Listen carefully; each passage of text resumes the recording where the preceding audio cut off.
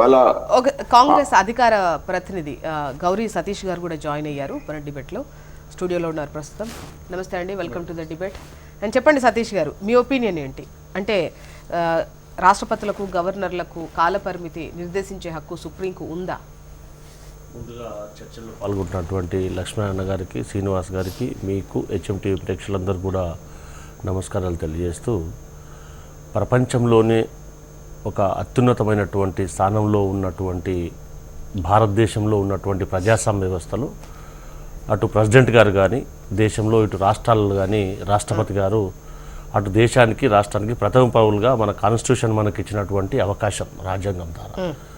దాని ద్వారా రాష్ట్రాలలో ఏదైనా బిల్లును ప్రవేశపెట్టినప్పుడు వీరి ఆమోదంతో అది చట్టంగా రూపొందించే అవకాశం ఉందనేది మనందరికీ కూడా బాగా తెలుసు.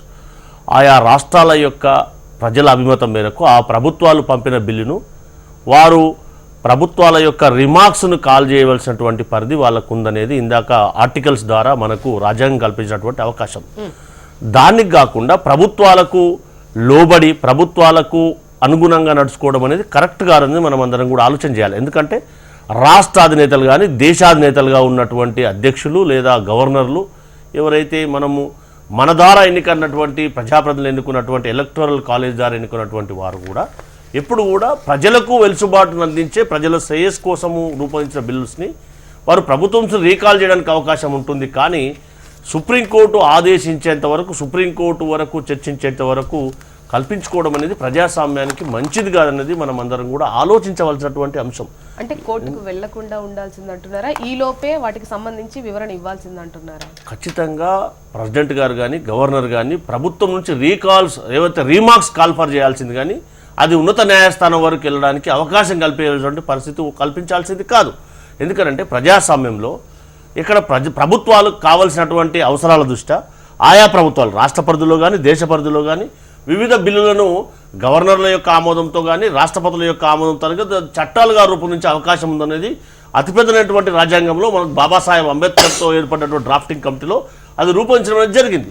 దానికి అనుగుణంగానే చేయవలసినటువంటి సందర్భము, ఆ సందర్భాన్ని కాదని వివిధ ఒత్తిళ్లకు లోనయ్యా లేకపోతే ఇంకో కారణాల చేతను అది ఉన్నత న్యాయస్థానం వరకు వెళ్ళినప్పుడు అది వేరే రకంగా డైవర్ట్ అయ్యే అవకాశం ఉంటుందనేది మనం అందరం కూడా ఆలోచన చేయాలి.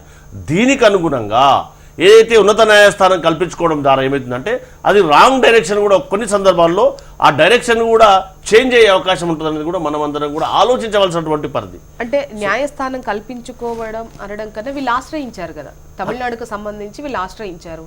అప్పుడు మరి సుప్రీం ఎలా వ్యవహరించారు? వాళ్ళు ఎప్పుడు ఆశ్రయించారు? ఎప్పుడైతే గవర్నర్ గారు కానీ లేదంటే రాష్ట్రపతి గారు కానీ ఆ బిల్లును తిరస్కరించడం ద్వారా, ఆ బిల్లుకు ఆమోదం తెలపకపోవడం ద్వారా, ఆ బిల్లు కనీసం రిమార్క్స్ కూడా కాల్ఫర్ చేయడం ద్వారా అది కదా సందర్భాన్ని ఉత్పన్నమైంది.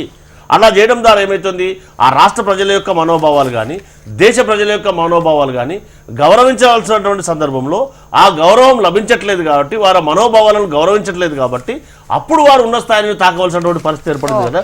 అల్టిమేట్గా ఉన్నత న్యాయస్థానం మాకు న్యాయం కల్పిస్తుంది అనే ఆలోచన మేరకు మనకు ఆ వెలుసుబాటు ఉంది కాబట్టి వారు ఆ మెట్లు తట్టవలసిన పరిస్థితి వచ్చింది కదా. ఆ పరిస్థితి రాకుండా చూసుకోవాల్సినటువంటి బాధ్యత మన కాన్స్టిట్యూషన్ అనేది కల్పించింది కదా.